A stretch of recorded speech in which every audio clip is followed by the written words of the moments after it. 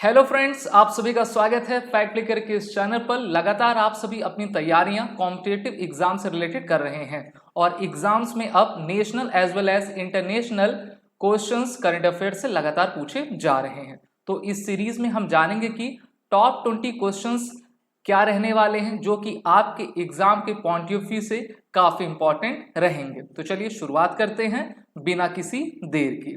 पहला क्वेश्चन आपके लिए, Who was the recipient of the 25th Lal Bahadur Shastri national award for excellence 2024? Options हैं इंदिरा नूई, राजश्री बिरला, किरण मजूमदार या फिर नीता अंबानी। अभी हाल ही में अक्टूबर 24 में 25th Lal Bahadur Shastri national award for excellence दिया गया है।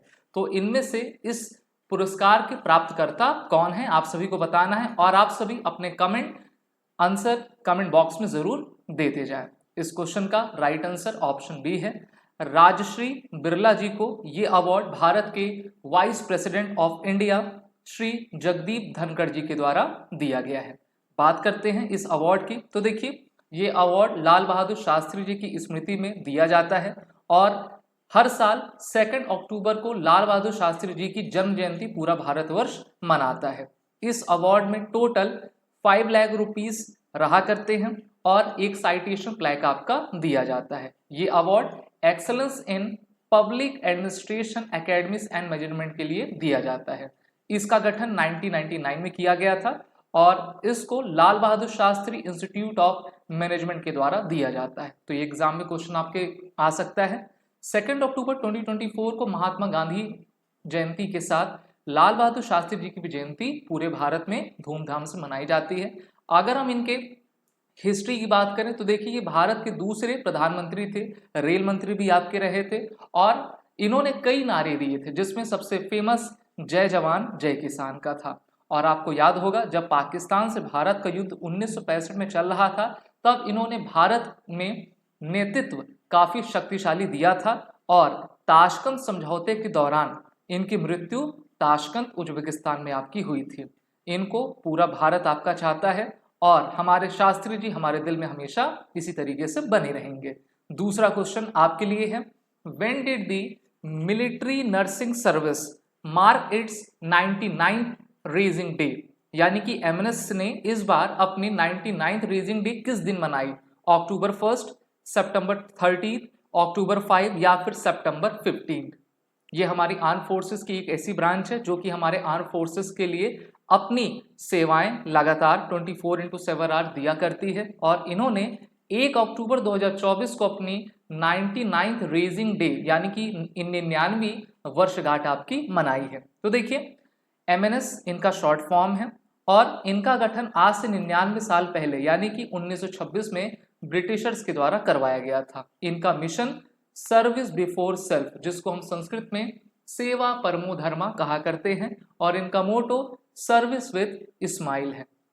एमएनएस की डायरेक्ट एंट्री होती है जिसमें सिर्फ और सिर्फ गर्ल्स को लिया जाता है, ऐसी गर्ल्स जिन्होंने अपनी क्लास 12th को पास किया है, क्लास 12th में बायोलॉजी और इंग्लिश के साथ, और नीट की परीक्षा में एक अच्छा अंक स्कोर किया है तो उनका एमएनएस एग्जाम होता है, रिटन एग्जामिनेशन, और इंटरव्यू को जो क्लियर करता है उसको 5 इयर्स का एएफएमसी पुणे में डॉक्टरी कोर्स एमबीबीएस का कराया जाता है और वो फिर एमएनएस ऑफिसर बना करती हैं और हमारे आर्म फोर्सेस को सर्व करती है। तो ये था दूसरा क्वेश्चन। बढ़ते हैं नेक्स्ट क्वेश्चन की तरफ जो कि आपकी डिफेंस से रिलेटेड है। Which city is hosting maritime exercise Malabar 2024? तो देखिए, मालाबार एक्सरसाइज की शुरुआत हो चुकी है। इस मालाबार मैरीटाइम एक्सरसाइज को कौन सा शहर आयोजित कर रहा है? मुंबई, चेन्नई, विशाखापत्तनम, कोची। और पूरे जोश के साथ आप सभी पूरे क्लास में बने रहिए, अपने आंसर्स कमेंट बॉक्स में कमेंट करिए और इस वीडियो को ज्यादा से ज्यादा लाइक और शेयर आप सभी जरूर करते जाइए। तो इसका आपका राइट आंसर ऑप्शन सी है। जी हाँ, विशाखापत्तनम।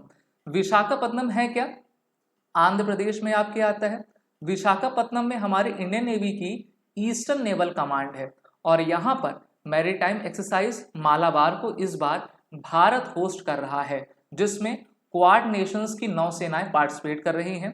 क्वाड में भारत के साथ ऑस्ट्रेलिया, जापान और अमेरिका है और इस एक्सरसाइज की शुरुआत एज अ बायलेटरल एक्सरसाइज 1992 में इंडिया और अमेरिका के बीच में शुरू की गई थी। और इस बार इस एक्सरसाइज का 28th एडिशन भारत के बे ऑफ बंगाल में कंडक्ट किया जा रहा है। तो यहाँ पर आप हाइलाइट्स भी क्वाड लीडर समिट की देख सकते हैं। इस बार का जो क्वाड लीडर समिट था उसको अमेरिका ने आयोजित किया था। भारत प्रधानमंत्री विलियम दिलावरे में गए हुए थे और क्वाड कंट्रीज के द्वारा जो है इंडो पैसिफिक की सिक्योरिटी को सुनिश्चित किया जाता है, ये आपको पता होना चाहिए। 2017 में क्वाड की फॉर्मेशन हुई। इसके आइडिया देने वाले थे जापान के former prime minister late mister Shinzo Abe. तो ये भी आपको पता जरूर रहना चाहिए। एक सिक्योरिटी डायलॉग है जिसके तहत हम अपने इंडो पैसिफिक की सुरक्षा किया करते हैं। इस बार की समिट में free, open, inclusive and prosperous Indo Pacific के विजन को शेयर किया गया। और जो नेक्स्ट क्वाड लीडर की समिट 2025 की रहेगी उसको भारत आयोजित करेगा और नई दिल्ली में वो आपकी आयोजित होगी। तो ये 4 नेशंस क्वाड के आपके सदस्य देश हैं और इस बार 6th एडिशन की क्वाड समिट अमेरिका में कंडक्ट करवाई गई थी। बढ़ते हैं आगे हम सभी। अगला क्वेश्चन आपसे स्पोर्ट्स से रिलेटेड है। तो देखिए क्वेश्चन है कि which Indian shooter won the country's first ever Olympic medal in the 50 metre rifle 3 positions event? Options Abhinav Bindra, Swapnil Kusale, Gagan Narang या फिर मनु भाकर। हम जान रहे हैं कि इस साल ओलंपिक्स भी हुए, पैरा ओलंपिक्स भी हुए और कई इवेंट्स लगातार चल रहे हैं और आपके एग्जाम में स्पोर्ट्स से रिलेटेड क्वेश्चन जरूर पूछे जाएंगे।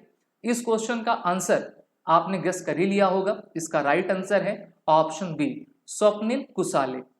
स्वप्निल कुसाले ने अभी आपका ब्रॉन्ज जीता है। तो और इस प्रकार से ये भारत के ऐसे शूटर पहले हो गए हैं जिनके द्वारा 50 मीटर राइफल में 3 पोजीशन इवेंट में ब्रॉन्ज मेडल हासिल किया गया है। इस बार के ओलंपिक गेम्स जो कि पेरिस में आयोजित हुआ था तो भारत की मेडल टैली इंडेक्स देखें 71 पायदान पे था। टोक्यो ओलंपिक्स आपको याद होगा, टोक्यो ओलंपिक्स 2020, नाम तो 2020 था लेकिन 2021 में हुआ था, उसमें भारत की पोजीशन 48 थी। इस बार काफ़ी हम गिर गए हैं और भारत को एक भी गोल्ड मेडल नहीं मिला।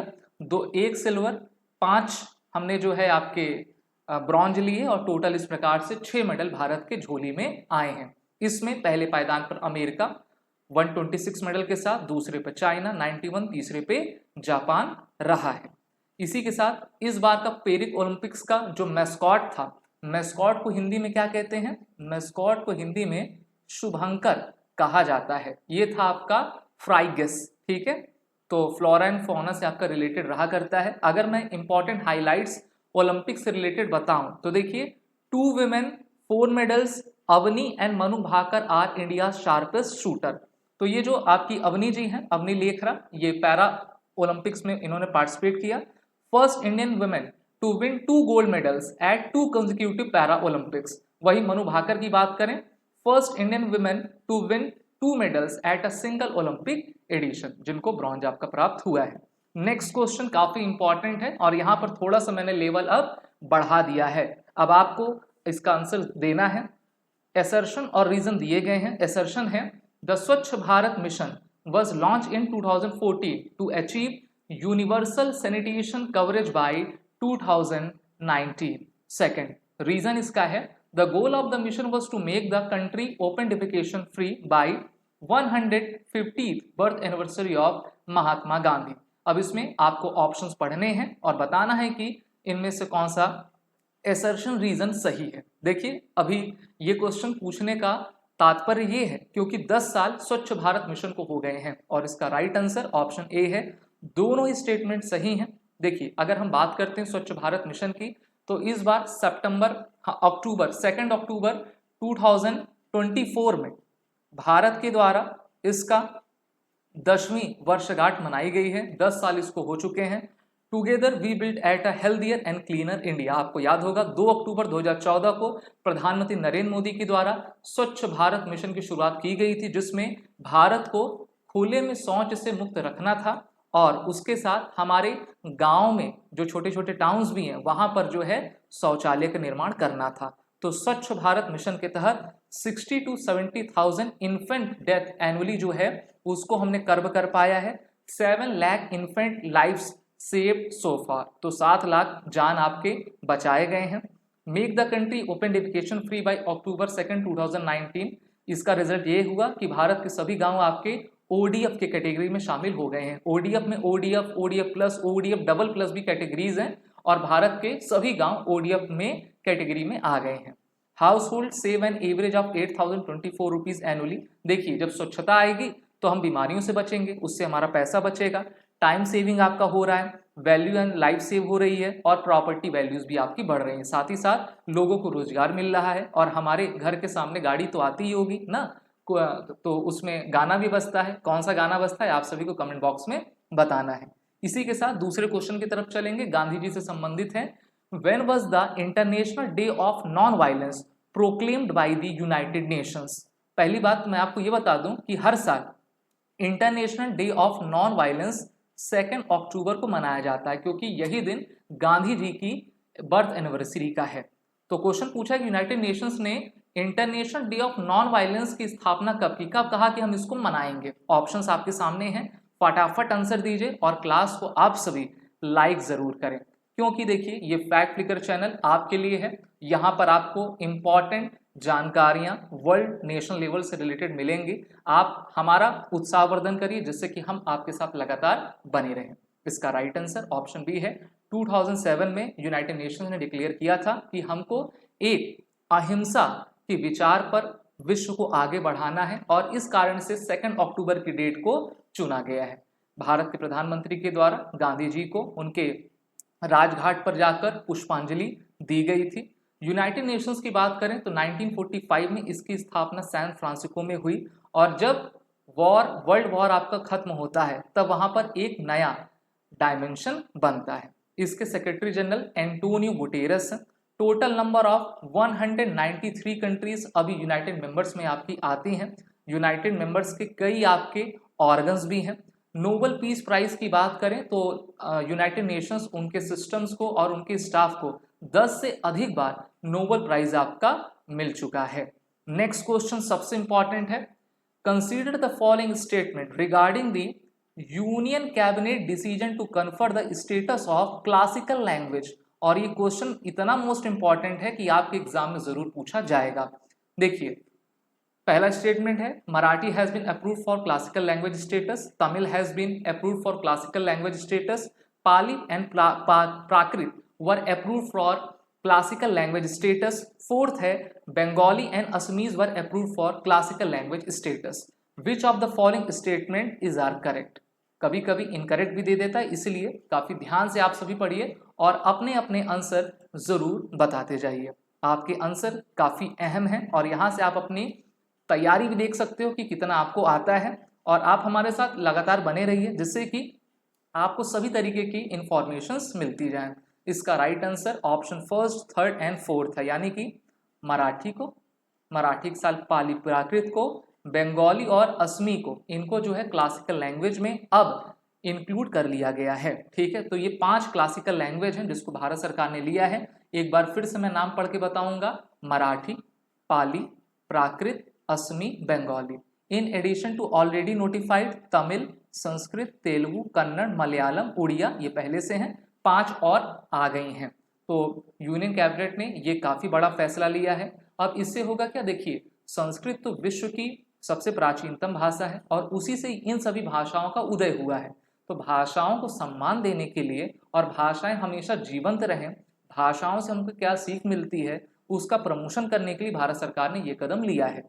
हिस्ट्री ऑफ प्राकृत लैंग्वेज देखें तो देखिए यहाँ पे लिखा है वाचा प्राकृत संस्कृतो श्रुतिगिरह, यानी कि प्राकृत जो लैंग्वेज थी वो मिडिल इंडो आर्यन लैंग्वेज का कलेक्शन था जिसको 500 BC से लेकर 500 AD तक आपका बोला जाता था। और बहुत सारे स्कॉलर्स जैसे कि पढ़नी और वारुरुचि ने अपने जो उनकी जो बातें होती हैं उन्होंने इसी प्राकृत लैंग्वेज पे दिया हुआ है।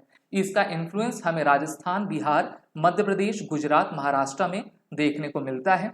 एंशिएंट प्राकृत मैन्युस्क्रिप्ट्स देखें तो जैन मैन्युस्क्रिप्ट, गत सत्सई, कल्प सूत्र और गांधारन बुद्ध टेक्स्ट में जो है इसको हम पाते हैं। तो ये भारत की सबसे प्राचीनतम लैंग्वेज है, इस कारण से इसको हमने सांस्कृतिक भाषा बनाई है। वहीं पर पाली मैन्युस्क्रिप्ट के बारे में बात करें तो जो बुद्ध धर्म का सिग्निफिकेंट कलेक्शन तिपितक है, ठीक है, उसमें आपकी 3 बुक्स आती हैं, थॉट्स आती हैं, विनय पीटक, सुत्त पीटक और आपका अभिधम्म पीटक। इनके बारे में जाने तो Vinaya Pitaka rules for monastic discipline, Sutta Pitaka discourses attributed to the Buddha और अभिधम्म पीटक में फिलोसफिकल एंड डॉक्ट्रिनल एनालिसिस आपको देखने को मिलती है। और इसका इन्फ्लुएंस भारत में उत्तर प्रदेश, बिहार, मध्य प्रदेश, आंध्र प्रदेश और गुजरात तक था। तो इस कारण से इसकी इंपॉर्टेंस अधिक है, इस कारण से इसको आपका लिया गया है। इसको पाली मगधी के नाम से भी जाना जाता है और इंडो आर्यन लैंग्वेज ये 3rd सेंचुरी में काफी आपकी विख्यात थी। तो इतनी बातें आपको पता रहें, क्योंकि क्वेश्चन आपके एग्जाम में कहीं से भी कुछ भी पूछा जा सकता है। बढ़ते हैं अपने नेक्स्ट क्वेश्चन की तरफ। What is the main purpose behind the creation of the post of presiding officer for a full time special tribunal at Talcher Orissa approved by cabinet on October 24? Options हैं to oversee the management of coal mining operation in Talcher. Second option, to resolve dispute related to land acquisition and compensation in the Talcher coal field. Third, to regulate environmental issues caused by coal mining in the region. And the fourth is to handle labor dispute in the coal industry across India. तो सबसे बड़ा एक जो है फैसला हमारी cabinet के द्वारा अक्टूबर 24 में तालचर से रिलेटेड आपका लिया गया है और इसका राइट आंसर है ऑप्शन बी, यानी कि to resolve dispute related to land acquisition process and compensation in the Talcher coal field. तो भारत सरकार ने coal bearing areas acquisition and development act 1957 में संशोधन करते हुए ये कहा है कि this decision is aimed at ensuring the effective and speedy disposal of cases related to land acquisition and compensation in Talcher coal field. Question ये भी आ सकता है कि तालचर की कोल फील्ड कहाँ पर है, तो आपको बताना है कि ये भारत के उड़ीसा राज्य में स्थित है। और आप जानते हो उड़ीसा, झारखंड ये सभी बेल्ट, नागपुर, छोटा नागपुर की बेल्ट है जहां पर सबसे अधिक खनिज आपके प्राप्त किए जाते हैं। नेक्स्ट क्वेश्चन डिफेंस से रिलेटेड है। तो देखिए क्वेश्चन पूछा है कि where did DRDO conduct the flight test of 4th generation miniaturised very short range air defence system? Options हैं चांदीपुर टेस्ट रेंज जिसको आईटीआर कहते हैं, Pokhran field firing range, Balasore testing facility या फिर जैसलमेर टेस्टिंग ग्राउंड। अभी हाल ही में अक्टूबर 24 में हमारी डिफेंस रिसर्च डेवलपमेंट ऑर्गेनाइजेशन ने 4th जनरेशन की इस मैनपेड रॉकेट सिस्टम का आपका सफलतापूर्वक प्रक्षेपण कहां से किया है? इसका राइट आंसर है option B, Pokhran field firing range. ये है कहां पर? तो पोखरण हम सभी जानते हैं, जहां पर न्यूक्लियर ब्लास्ट हमने 2 बार करवाए हैं, 1974 और 1998 में। ये कहां पर है? आपके राजस्थान में है। तो राजस्थान में इसका अभी 4th जनरेशन का फिर से आपका टेस्ट हुआ है। इस टेस्ट को हमारे डीआरडीओ ने किया हुआ है। डीआरडीओ का मोटो आप जान लो, डीआरडीओ का मोटो है बलयस्य मूलम विज्ञानम। हम पूरी डिटेल में चाह रहे हैं कि आपको ज़्यादा से ज़्यादा इंफॉर्मेशन दे सकें।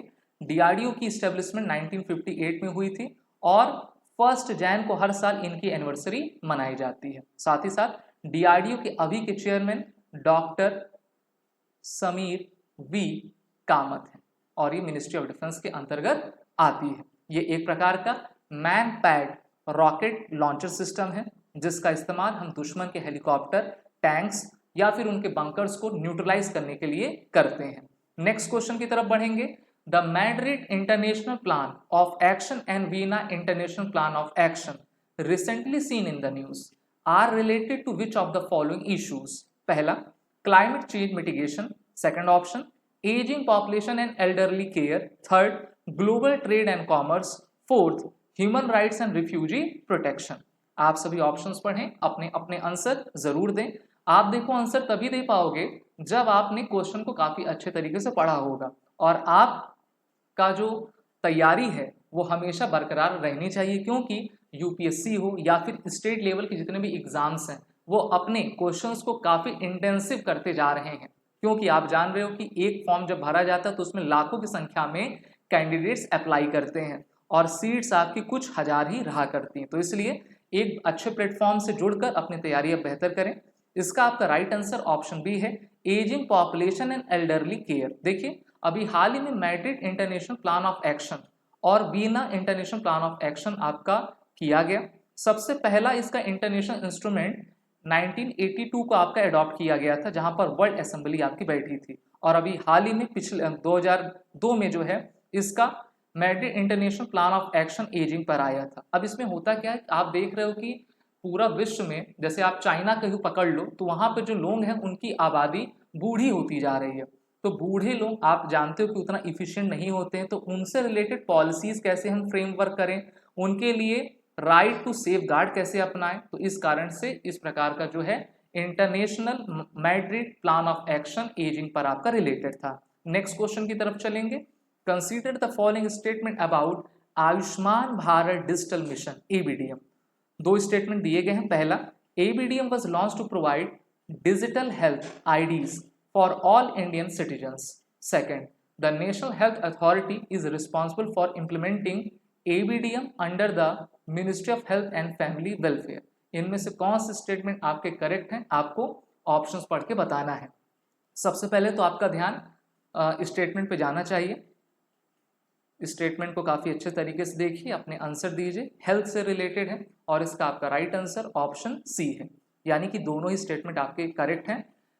आयुष्मान भारत डिजिटल मिशन के तहत भारत सरकार डिजिटल हेल्थ आईडी कार्ड हमारे सभी भारतीयों को दे रही है और इसकी रिस्पॉन्सिबिलिटी किसके पास है? Ministry of health and family welfare के पास है, जिसके अभी के मंत्री कौन है? जेपी नड्डा है। अब ये क्वेश्चन मैंने क्यों पूछा है? क्योंकि अभी आयुष्मान भारत को 3 साल आपके पूरे हो चुके हैं। अब एबीडीएम का फुल फॉर्म भी पूछा जा सकता है, जिसका फुल फॉर्म आप यहाँ पर देख सकते हो, आयुष्मान भारत डिजिटल मिशन। इसको 27 सितंबर 2021 में भारत के प्रधानमंत्री के द्वारा लॉन्च किया गया था, जिसके तहत हम एक नेशनल डिजिटल हेल्थ इकोसिस्टम बना सकें और यूनिक हेल्थ आईडी कार्ड जो है सभी को प्रोवाइड कर पाए। तो काफ़ी इंपॉर्टेंट है। 3 इयर्स इसको कंप्लीट हो गए हैं, तो जितनी भी योजनाएं उसको 5 साल, 3 साल, 10 साल हो रहे हैं, उस पर आपका काफ़ी ध्यान रहना चाहिए। Next question, who has been appointed as the new director general of the sport authority of India replacing Sandeep Pradhan. Options हैं राजेश कुमार, सुजाता चतुर्वेदी, संदीप मेहता, राकेश शर्मा। तो देखिए ये अपॉइंटमेंट से रिलेटेड क्वेश्चन है और इस तरह के क्वेश्चंस पूछे जाते हैं आपसे। इसका राइट आंसर ऑप्शन बी है, सुजाता चतुर्वेदी। सुजाता चतुर्वेदी 1989 बैच की आईएएस ऑफिसर हैं, बिहार कैडर से आती हैं और 2021 तक एज अ सेक्रेटरी स्पोर्ट इन्होंने सर्व किया है और अब इनको डीजी एसएआई का नियुक्त कर दिया गया है। नेक्स्ट क्वेश्चन की तरफ बढ़ेंगे। Which Indian state has partner with Wales for the 25th Hornbill festival? Manipur, Meghalaya, Assam, Nagaland. तो नॉर्थ ईस्ट में सबसे प्रमुख त्यौहार के रूप में मनाया जाने वाला हॉर्नबिल फेस्टिवल है। इस बार इसकी 25th एनिवर्सरी मनाई जा रही है और इसका आपका राइट आंसर ऑप्शन सी है। नागालैंड ने वेल्स के साथ यानी कि ब्रिटिशर्स के साथ इस आपके एग्रीमेंट पर पार्टनरशिप की हुई है। अगर इसके बारे में हम जानें, hornbill festival is an annual festival celebrated from 1 to 10 December in north eastern Indian state of Nagaland. The festival represents all ethnic groups of Nagaland, for which it is also called the Festival of Festivals. इसमें music, dance, ये सभी चीजें आपकी की जाती हैं। Next question एक बार फिर से स्पोर्ट्स से ही रिलेटेड है। Which country will host the inaugural kho kho world cup in 2025? Australia, South Africa, United Kingdom या फिर भारत? ऑप्शंस आपके सामने हैं, क्वेश्चन भी है, काफी ध्यान से देखिए और इसका आंसर आप सभी बताइए।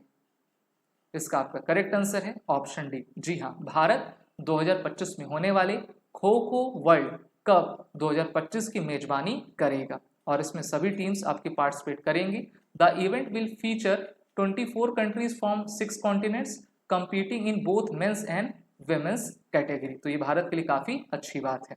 Next question, who won the China open title by defeating world number 1 Jannik Sinner in a thrilling match? Carlos Alcaraz, Novak Djokovic, Daniel Medvedev या फिर स्टेफनोस? ऑप्शंस क्वेश्चंस आपके सामने हैं। अभी किसके द्वारा चाइना ओपन टाइटल में जो वर्ल्ड नंबर 1 जैनिक सिनर को हराकर उन्होंने इस उपलब्धि को प्राप्त किया है? इसका राइट आंसर ऑप्शन ए है, Carlos Alcaraz. Alcaraz beats defending champion, Sinner wins China open title. तो ये आपको पता रहना चाहिए और ये जितने भी इंपॉर्टेंट मैचेस होते हैं, चाहे वो पेरिस ओलंपिक्स हो या फिर आपका विंबलडन हो, BWF हो ना, क्रिकेट से रिलेटेड हो, ये सब चीजें आपको जरूर पता होनी चाहिए। Next question, where was the world green economic forum launch? Abu Dhabi, Dubai, Riyadh, Doha? फटाफट बताइए आप सभी। आपके आंसर कमेंट बॉक्स में मुझको भर भर के दिखने चाहिए। और अगर आपकी तरफ से कोई सुझाव है कि इस क्लास को हम और बेहतर बना सकते हैं, अभी तो हम वीकली बेसिस पर आपको ये क्लासेस देंगे, और जैसे ही आपका हमें मिलेगा कि हाँ कि सर डेली बेसिस पे भी लाइए, तो उस पर भी हम कोशिश ज़रूर करेंगे।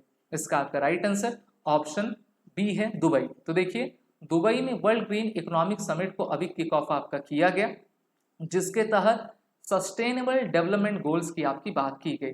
आप जान ही रहे हो कि विश्व में आबादी बढ़ रही है, आबादी के साथ ह्यूमन डेवलपमेंट हो रहा है, उससे climate change, decarbonisation, sustainability solutions को पाने के लिए इस प्रकार के फोरम में सभी को आमंत्रित किया जा रहा है। नेक्स्ट क्वेश्चन की तरफ बढ़ेंगे। Which Indian state unveiled the countries first super capacitor manufacturing plant? Kerala, Tamil Nadu, Karnataka या फिर महाराष्ट्र? भारत के किस राज्य के द्वारा भारत का पहला सुपर कैपेसिटर मैन्युफैक्चरिंग प्लांट को अनवील किया गया है? चार ऑप्शंस आपके सामने हैं और इसका आपका राइट आंसर ऑप्शन ए है, केरल। जी हाँ, केरल के मुख्यमंत्री को आप देख पा रहे हो, जहां पर इनके द्वारा इस मैन्युफैक्चरिंग प्लांट की इनॉग्रेशन किया गया।